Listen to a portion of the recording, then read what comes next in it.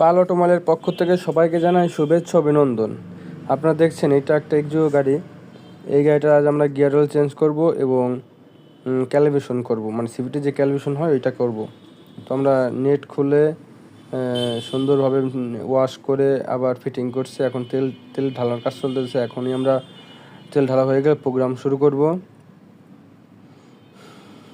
তেল ঢালা আমাদের শেষ, এখন আমার প্রোগ্রামের কাজ চলতেছে আমাদের।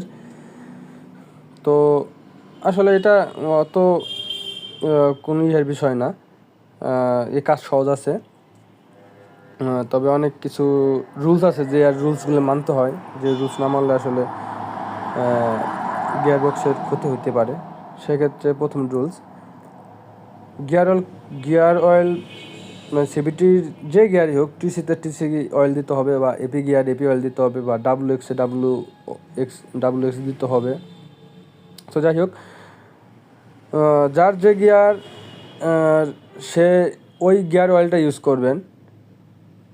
এবং যে কথা বলতেছিলাম, গিয়ার অয়েল মানে অটো অয়েল যেটাকে বললি আমরা আর কি, ওই অটো অয়েল কোনো সময়ে আপনার গাড়িটার সম্পূর্ণ পরিপূরক করে রাখবেন।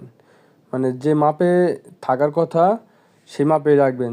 মনে করেন এপি গিয়ারে 4 লিটারের বেশি অয়েল লাগে না, হ্যাঁ। এবং টিসিতে আপনি 5.5 লিটার বা 5 লিটার লাগে।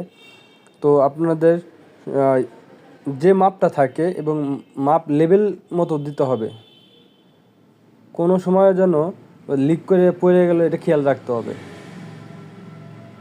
কোনো সময় যেন গিয়ার অয়েলটা না কমে যায়। কমে গেলে কি হবে, এর ভিতরে অনেক পার্টস আছে যা আসলে এত মানে বলে আসলে বোঝানো যাবে না।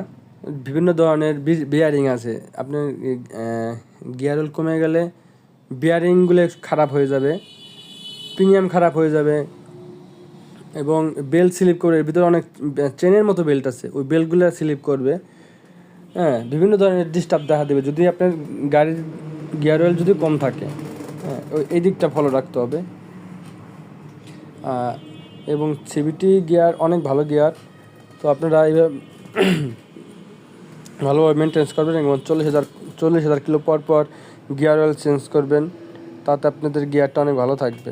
তো যাই হোক, আমাদের যে ক্যালিব্রেশন 0 পয়েন্ট ক্যালিব্রেশন কমপ্লিট হয়ে গেছে। এখন আমরা অয়েল প্রেশার দেখব।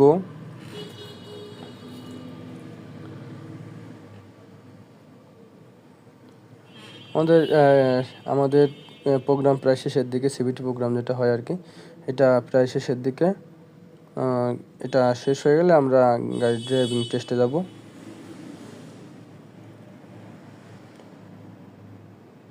এবং টেকনিশিয়ানদের উদ্দেশ্যে একটা কথাই বলতে চাই, যদি কেউ কোনো হেল্প দরকার হয় অবশ্যই ফোন দিবেন। আমি যতটুকু বুঝি আর কি, আমি হেল্প করব। যতটুকু আমি বুঝি হেল্প করব।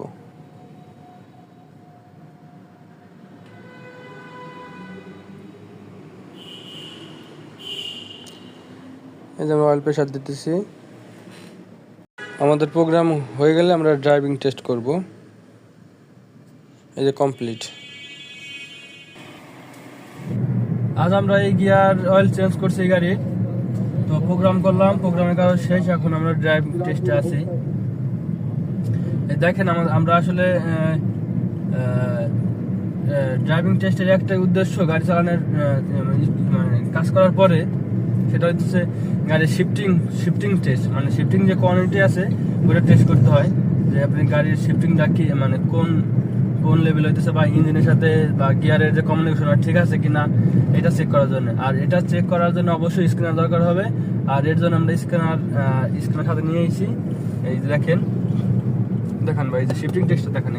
এই যে দেখেন এখন গিয়ার আছে সাইডে। দেখেন এই যে আমাদের গিয়ার পাশে পড়ে যাবে। এই যে পাশে গিয়ার আছে এখন। তো ঠিক আছে, ইঞ্জিনের সাথে আর গিয়ারের যে কমিউনিকেশন, যে শিফটিংটা থাকে ওইটা ঠিক আছে, সমস্যা নাই। গাড়ি ওকে, সব ঠিক আছে, সমস্যা নাই। তো তো আপনাদের যদি গিয়ারে কোনো প্রবলেম থাকে সেক্ষেত্রে আমাদের সাথে যোগাযোগ করতে পারেন। আমরা গিয়ারের কাজও করে থাকি, এবং যে কোনো গিয়ার, সিভিটি গিয়ার হোক, ডিসিটি গিয়ার হোক, অথবা মাল্টি গিয়ার হোক, যে কোনো গিয়ারের কাজে আমরা করি, বা নিশান এক্সটেল হোক, সমস্যা নাই। যে কোনো গিয়ারের কাজ আমরা গ্যারান্টি সহকারে কাজ করে দেব। এবং আপনাদের যদি অটো অয়েল চেঞ্জ করতে হয় বা ইঞ্জিন সংক্রান্ত কোনো কাজ, যে কোনো কাজ আমাদের সাথে যোগাযোগ করতে পারেন। আমাদের যোগাযোগ ঠিকানা পাল অটোমোবাইল অ্যান্ড কার ওয়াশ, 1 নং সড়ক, ফরিদপুর। ধন্যবাদ।